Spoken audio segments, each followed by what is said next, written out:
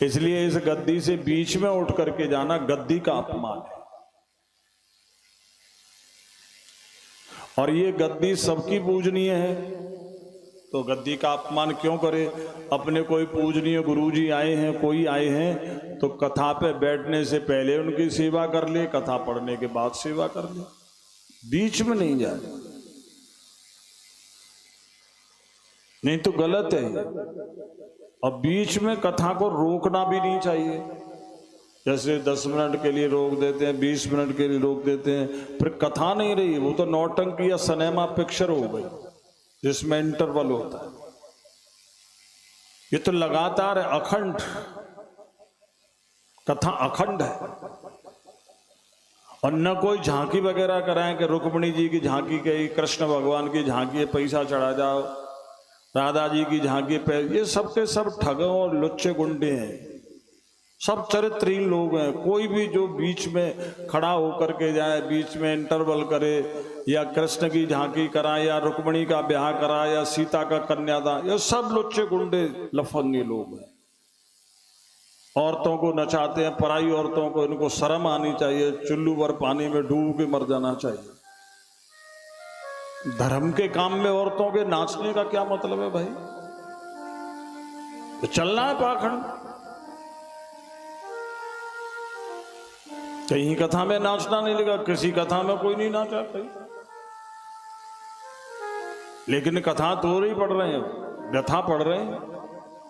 व्यास गद्दी कहाँ है, वो तो सिंहासन लगवाते हैं, पीठ टेक करके बैठ जाते हैं, पाम कभी ऊपर कभी नीचे, कभी बंदर की तरह से इधर उले कभी उधर उले। देखा तुमने किसी व्यास को बिना पीठ की सपोर्ट के, पीछे लगा होगा सिंहासन, व्यास गद्दी नहीं रही,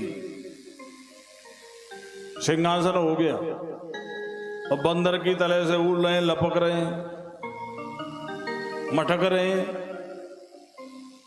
एक आध व्यास तो ऐसे जो गद्दी पर खड़े होकर नाचने भी लगते हैं, शराब पी करके बैठते हैं,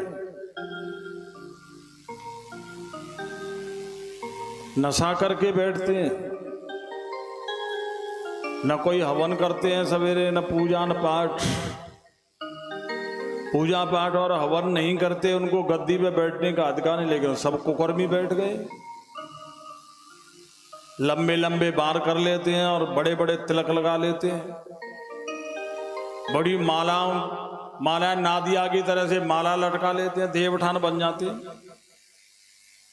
और तिलक सब तिलकटी रामानंदी ठीक, और एक कोस से दीख जाते हैं गाड़ी की सी लीक।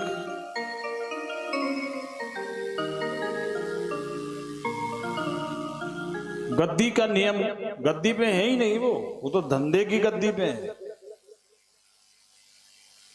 व्यास गद्दी नहीं है, वो आस गद्दी है।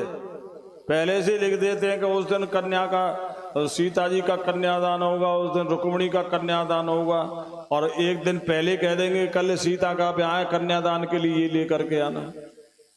और नाचने वाली टीम से कह देते हैं कल ऐसे कपड़े पहन के आना। तो कथा हो रही है। इनको उठा के गद्दी से जमुना जी के पुल पर से छाती से पत्थर बांध करके फेंक दे पत्थर पे, क्योंकि खुद तो बर्बाद है ही, ये धर्म को और बदनाम कर रहे। और एक नहीं है, सबके सब बीच ही वेद धर्म दुहेले,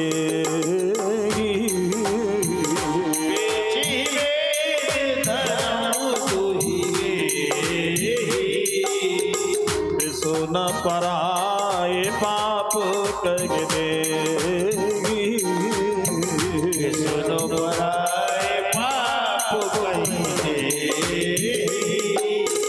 पंडित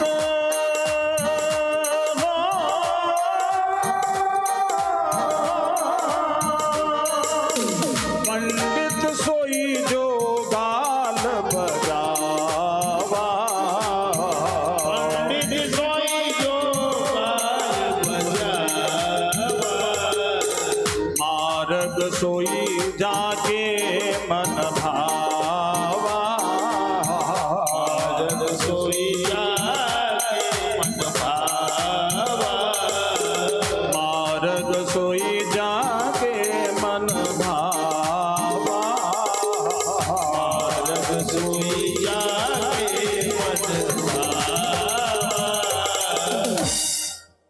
पंडित सोई जो गाल बजावा, चाहे जैसे गाल बजाओ।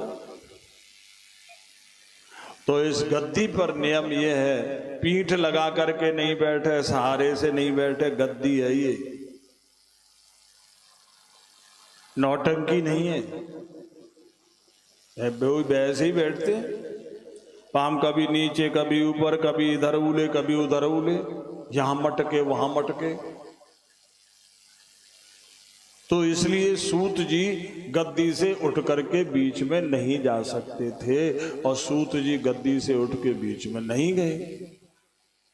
बलराम जी ने कहा कि ये सूत को बड़ा घमंड हो गया भाई, इसके माँ का पता नहीं, बाप का पता नहीं, इतने निकृष्ट जन्म पैदा हुआ है इसका कि इसको तो पांडाल में बैठने तक का भी अधिकार नहीं है। लेकिन चलो, सुखदेव जी के कहने से व्यास जी ने कृपा करके इसको विद्वान बना दिया, और ऋषियों ने कृपा करके इसको व्यास गद्दी पर बैठा दिया, तो क्या ये हमारा भी पूजनीय हो गया, हमसे भी बड़ा हो गया? उनको घमंड बढ़ता है बलराम जी को, और इतना क्रोध हुआ उनको कि उन्होंने अपने हल्की नोक से व्यास गद्दी पर बैठे हुए सूत जी की हत्या कर दी।